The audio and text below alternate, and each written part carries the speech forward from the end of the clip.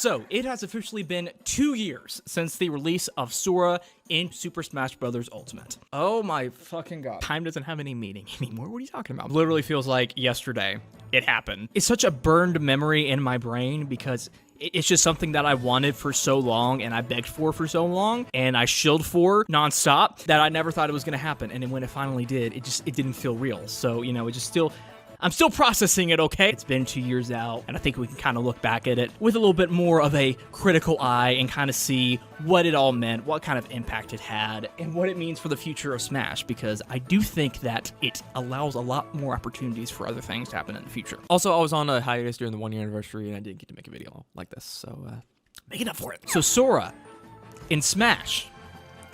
I was hyped about this, okay? I'm a Kingdom Hearts fan, duh. But I was not alone in that thought, of course, because Sora was the most, as a definitive fact, most requested character to be in Smash Brothers, period. We know that because they said he won the ballot back in the Super Smash Brothers 4 days, after the likes of, you know, Sonic and Snake got in Brawl. He was probably at the top of that list. What the fuck? What? What now? What? We literally talked about this before I started. But he's the most requested character. No, he isn't. No, he is not. He is, though. No, he is not. He literally fucking No, is. he literally fucking is. He didn't win the ballot. Sakurai said he didn't win the ballot.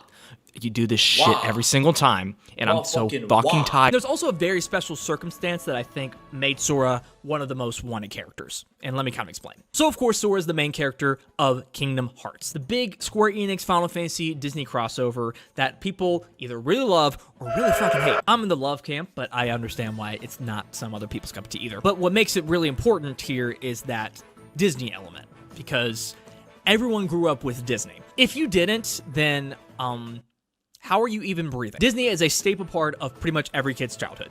And if you had a PlayStation 2, which you more than likely had that at the time, you had this cool, awesome-looking Disney adventure game right here that you can just pick up and experience these Disney movies and, like, interact with them and stuff like that. It's like a kid's dream come true.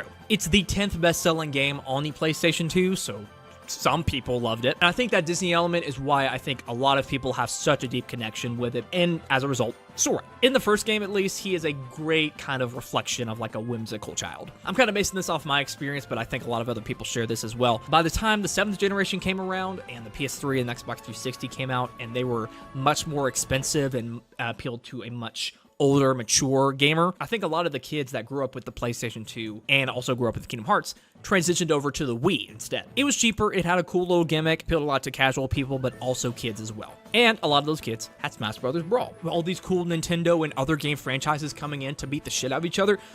Dude, that's how I personally got introduced into the series, and I think that's how a lot of other people did too, with how popular the Wii was. And since a lot of those people loved playing Kingdom Hearts and saw this franchise where all these different characters got to do all this crazy stuff to each other, Sora was kind of a perfect fit for that. For the rest of their lives, they wanted Sora to be in Smash. So I think the combination of people growing up with it as a kid and transitioning over to the Wii, playing Smash Bros. Brawl, and getting introduced in that order made Sora such a hyped character. Like I mentioned back in the Smash 4 days, they released the Smash Ballot, a direct way to request Nintendo for characters that you wanted in Smash. And I mean, there were some meme ones like Shrek, Peter Griffin, probably the Twin Towers knowing people. But again, Sora won. Because around that time as well, as people started directly requesting, a new hashtag came out called hashtag Sora for Smash, trying to get hype up and to get people to request Sora in the ballot. And that's the tag the movement had until it got announced. Where were you on October 5th, 2021? I remember where I was. I was smack dab on my ass, on my gaming chair,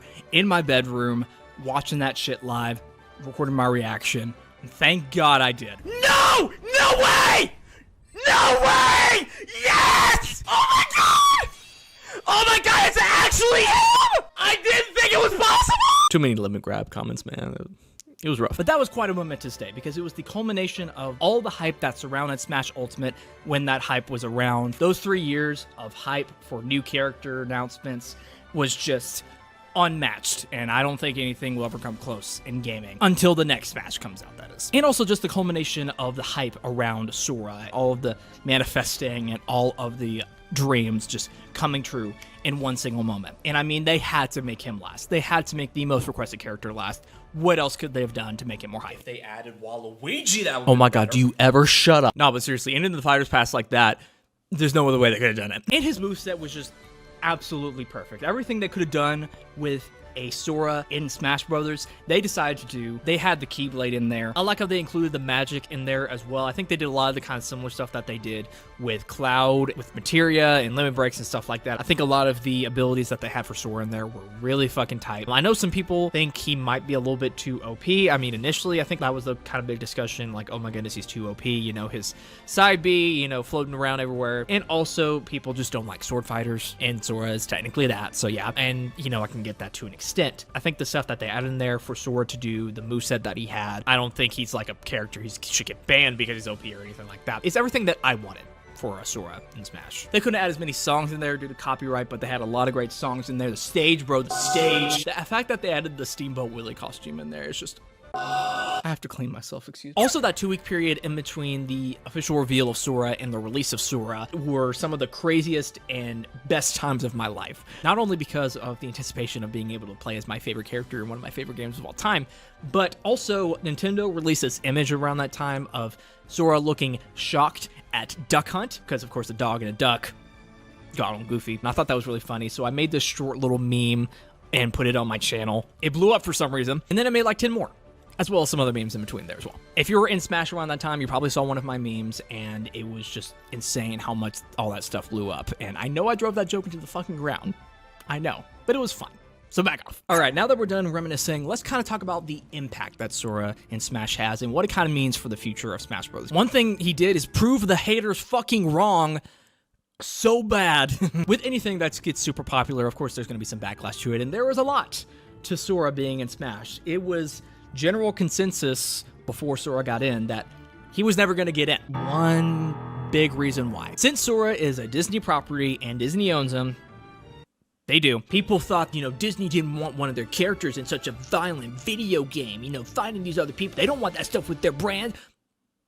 Even though Kingdom Hearts is a fantasy violence franchise and Sora fights other human beings in it. But anyways, yeah, those arguments never made sense to me. But also people, you know, understandably were concerned that Disney is a very controlling company. They are very controlling of how their IP is represented, where they can be, and most importantly, where they cannot be. And Disney is somewhat respectful of Nomura's wishes as well, so they'd have to go through him as well. So there'd be a lot of bureaucracy. But in all actuality, Disney were the ones that were the most enthusiastic about Sora being in Smash. There's quotes about Disney saying like, yeah, let's do this. Let's make this work. And Nomura is just like, we need to make this work in the Kingdom Hearts framework and the lore and stuff like that and yada, yada, yada. So literally every one of those people were dead wrong. Alvin, eat your heart out, if you know what I mean. And I have no doubt, you know, there was some legal stuff to have to go through to get Sora in there, but that's with every character, okay? You know, you don't get everyone in without some legal fucking trouble. All right, that's just how it is. But you know, with a lot of those arguments kind of being disproven, it kind of opens up the door for a lot more characters to get into Smash, ones that aren't necessarily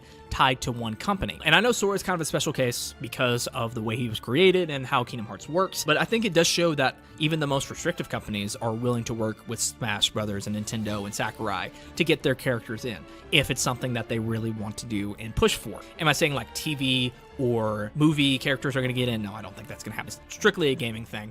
But I do think that it opens up the door for almost any video game character to get in, regardless of who it is. We could even see like Sony characters, maybe. I think that would be a long shot, but I do think that Sora does kind of open the realm of possibility for that a little bit. And you know, it might affect new character discourse in the future whenever that time comes around again, hopefully sooner rather than later. People thought Sora was never going to get in for those crazy reasons, and that didn't end up being true. Everyone has their most wanted character, and some are more likely than others. And some people like to say, why are these people requesting this? You know, it's never going to happen. And their rebuttal now is just going to be, well, Sora got in, so anything's possible, really. And you know, some people might see that as a negative thing. I don't know how that might necessarily go in the future, but I do think it's going to change discourse around new character discussions. And I think the main rebuttal is going to be like, well, remember, Sora is a very special case, because he is. There's a lot of circumstances that led to his inclusion. And you know, we're still feeling the effects today, and we're technically still in the hype period for Sora, because the Sora amiibo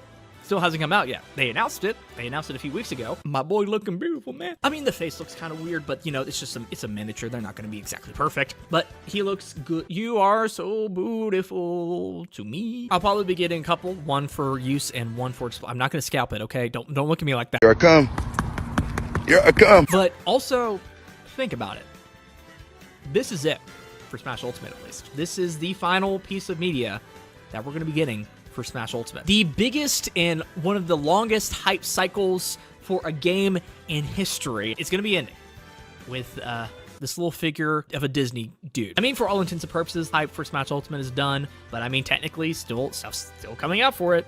We got Sora, but after Sora, that's going to be it. They may release a patch alongside the release of the Sora amiibo and maybe some smaller updates here and there in the future. Maybe they have plans for something else we don't know about, but with Switch 2 coming up, I doubt it. Unless it's like a Smash Ultimate Deluxe or something, and then we'll get some stuff like that. That's going to be it. And it's kind of bittersweet because the community that game built bigger than any Smash that came before it. I just have so many great memories from it.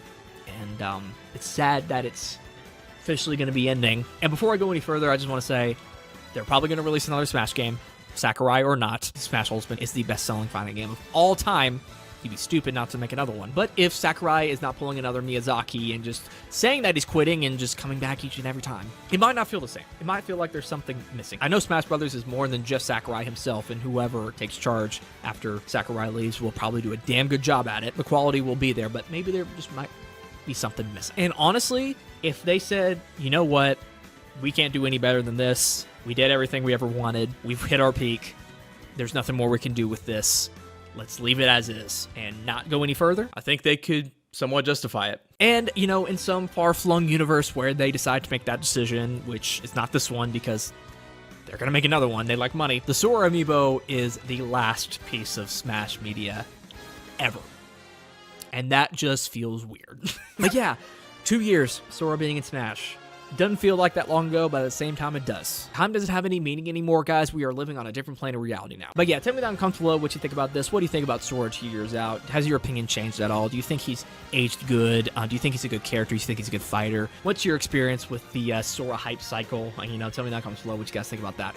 Also, make sure to subscribe, like this video, follow me on Twitter, join the Discord server, turn on notifications. Really awesome if you did. This has been Matt, and I will see you guys in the next video, wherever that's going to be. So yeah, bye.